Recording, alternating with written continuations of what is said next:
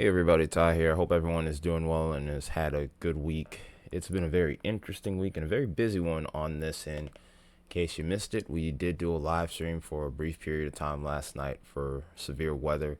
We did have a moderately active day. We're ranging about 40 to 50 reports on severe weather. We're kind of leaning a little bit more towards 50 as reports are still coming in. But we ended up getting 4 tornadoes from yesterday. One that was rated EF1 in Arkansas. We caught that one on stream, or at least we did on radar. It was too rainy in order to really get any like visuals from it at all. Truthfully, this was kind of what we expected with that setup. Truthfully, so it really comes to no surprise whatsoever. But in regards to our severe weather threat today, we're kind of on the marginal side of things. No pun intended here, for lack of a better term. We do have a lingering tornado threat that exists across the mid-Atlantic here as well. So there is a 2% area, and also a lingering threat that exists over the Gulf Coast here, mainly over towards Florida, but that should be ending pretty soon. Later this evening is when we're going to be kind of watching this area a bit more. I don't plan on going live for this, but just in case, we'll be on standby. I don't know if this will end up being a whole lot of anything, but there are a couple of interesting variables with this, mainly due to this trough that's moving through right now, maybe going into that negative tilt, which will present some opportunities. We're not going to go too far in depth with this one. So let's go ahead now and take a look at our current weather as it stands here. You already know the drill here with us having both the GFS and the Euro on the screen. We're going to hope that these loops are working, because sometimes they tend to act funny. And I'm going to try to pause these, see if these will get going. It looks like they are. You can never be too sure with these. But it's this trough right here, and of course now it doesn't want to work. So now the Euro wants to move. GFS is not moving. There we go, finally. See, this is the problem I've been having with pivotal weather on and off. It's gotten a little bit better with performance, but anyway, this has just been the big struggle I've had here. So we're going to pause again and try and come back around, because we don't want to give away too much of what happens later. That's another part of the video that another segment of this video that I'm going to get into a bit later, because things do get interesting towards the very end of this month. Okay, everything's moving now, thankfully. So as that trough goes negatively tilted, that might ramp up the tornado threat briefly. Then here's the following trough behind that, which will help keep severe weather potential actually on the lower end of the spectrum, because nothing just really seems to line up with this one. So therefore, the next severe threat really comes in towards the end of the week, towards about Friday into Saturday. It kind of almost looks like a carbon copy as to what we just dealt with yesterday. So obviously the jury's still out on that.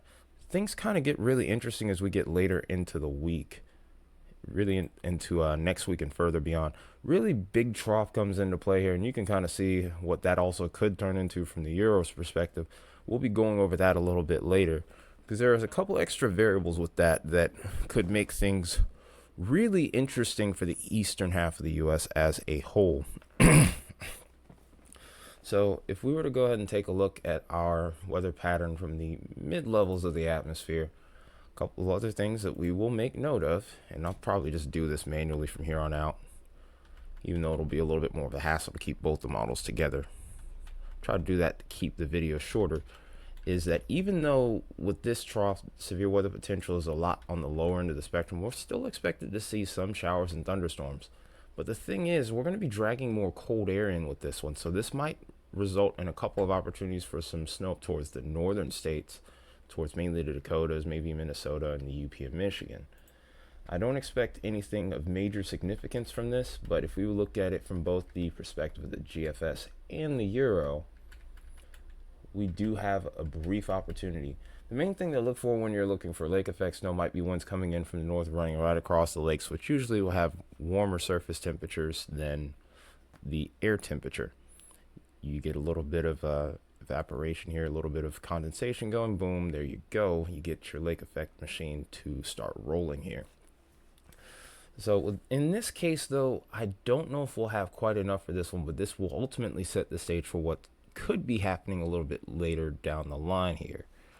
Now, if we were to go ahead and fast forward the GFS and the Euro here, and I'm going to try to take a gamble here and go let the loop do its thing. We're going to go ahead and fast forward to the 24th. This is where our severe weather opportunity exists again. So you can see it on the GFS here, move the Euro as well. We have our shortwave beginning to pop off here on Thursday. So this will be probably the earliest opportunity for severe weather. And then it deepens by the time we get into Friday afternoon. So 2 days of potential seem to be possible, mainly over towards the southern plains, and could sneak its way back into the Arklatex region or Okla Arklatex region by the time we get into Friday afternoon. Again, here is the Euro showing a similar look there as well. Not quite as impressive as the GFS at this time, so another tale of two models type situation, but something that we'll need to pay extra close attention to going forward. Now, there was another trough that I ended up seeing towards the 27th that we want to keep an eye on as well. I do think that that will also have a chance for increased severe potential, mainly being shown more or less on the Euro than the GFS. But if we do keep an eye on that, again, it looks like a lot of the same areas, maybe a little bit of a dive further to the south, excuse me, and a little bit more in the way of lingering potential even for the deep south, southeast, and maybe Tennessee and Ohio valleys. So, like I said, the weather pattern itself definitely looks like it's starting to ramp up. And like I said, there's going to be more details that we get into later into this video. It may even have a little bit to do with the tropics, which we haven't really said anything about any sort of potential impacts from a tropical system all year, truthfully. There might have been one system that came close but ended up staying over towards Mexico. But the jury's still out on whether or not this will have a direct impact or an indirect impact. And even the indirect impacts with this one could get interesting, mainly because of what I was talking about towards the end of the model run and the end of this month. So let's keep the ball rolling here, and we're going to be comparing our temperatures and our dew points. Main point of emphasis with the dew points here is to kind of hash out that severe weather threat from the 24th and the 27th, from the 24th to the 27th and beyond.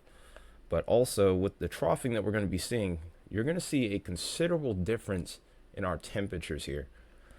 You can see that we had our 80s and 90s kind of peak over here towards southern Texas. Watch how, as those troughs come in, how that kind of gets smothered back down into Mexico and then also back into the Gulf also. And then as we continue to go through the weather pattern, we'll have periods where we warm up, but ultimately we end up seeing the colder air starting to win out here. It's going to finally start to feel like fall for a lot of us over here towards the eastern part of the country.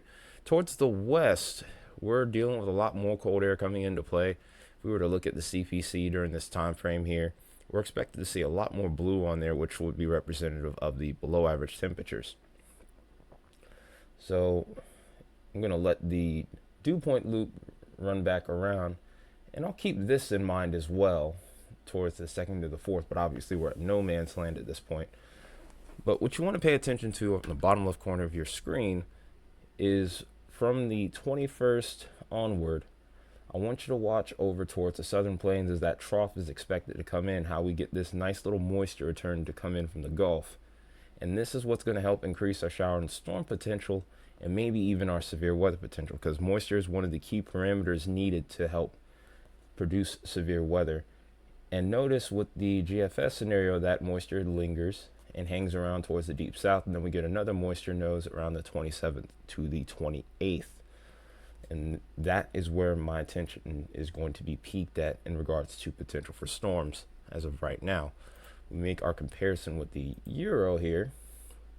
It's a little bit of a different story, but a similar outcome, I would say. You can see that both of these are moving at a pretty similar time. It's going to be the same thing as what we saw with the GFS in regards to temperatures. A little bit of a variation, of course, in the time frame and the progression. But either way, it looks like, just like with the GFS, we're going to start to see the temperatures begin to drop off as we go later into the week. And here's our moisture return once again as we get into Friday. A little bit more abundant moisture, but the troughing isn't quite as strong around the 24th to the 27th time frame. But look at how much further to the north this moisture ends up getting to. And this would lead to a little bit more energy possibly being available as we get towards the very end of the month. And again, we'll mention the details of that in just a little bit here, as we're starting to really move along with the video now. So a couple other signals we're going to be looking at, of course, is regarding, of course, the 24th to the 28th. At this point, we can say I'm really even going to try to push back towards the 23rd, because in reality, the trough really starts to make itself known on model data by this time. So we'll go ahead and take at least take a look at the early signal here on the 23rd. There is a bit of energy available on both model runs by this time frame here towards the Oklahoma and Texas border here, towards the western part of Oklahoma particularly. So again, I think we'll be watching this area with increased interest first of all, and then we'll probably see an even better signal begin to come in around the 24th, especially around the afternoon hours. Now, I would say based off what I'm seeing here that instability might be bumped up, of course, but as we watch this continue to progress here.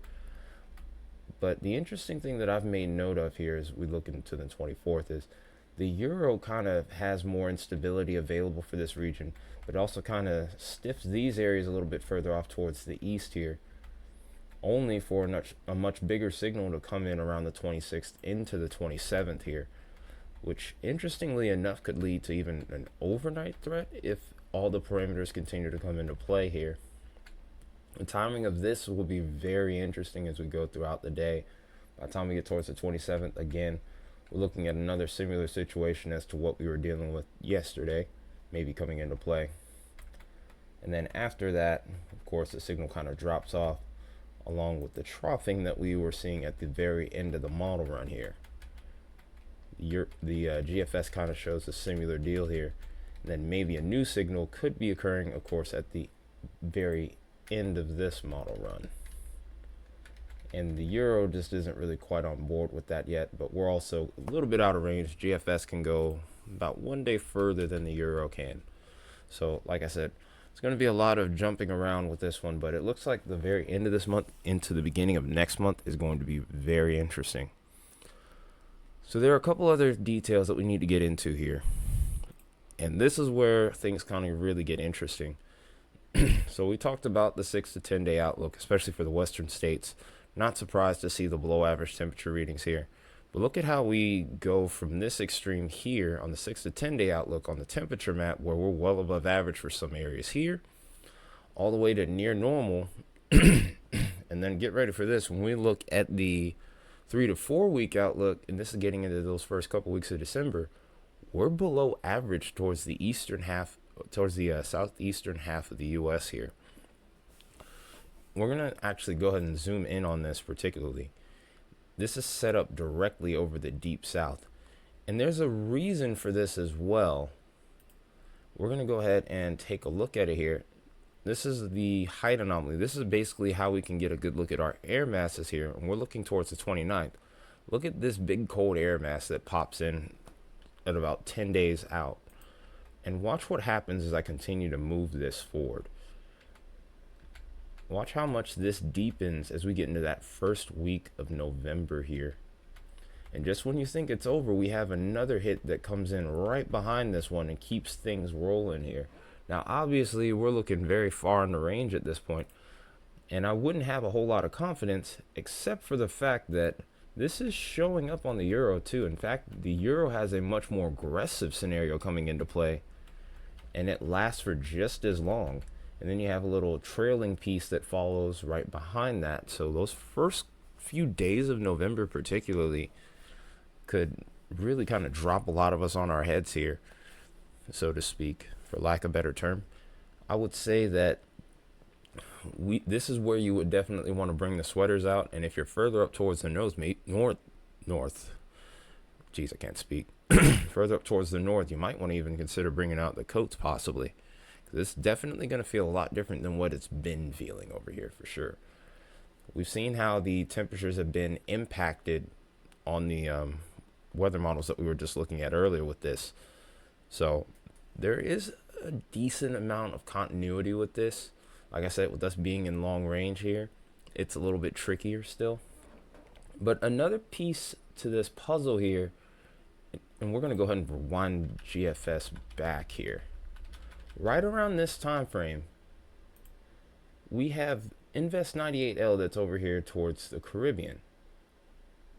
Now, models have been very indecisive as to where this ultimately ends up trekking, because this could either end up going out to sea a little bit early past the Antilles and past maybe the Hispaniola region, or this could go south of Florida, go back out towards the Atlantic, and then if we were to go ahead and take a look at the final precipitation models here, watch what I end up seeing towards the very end of this model run.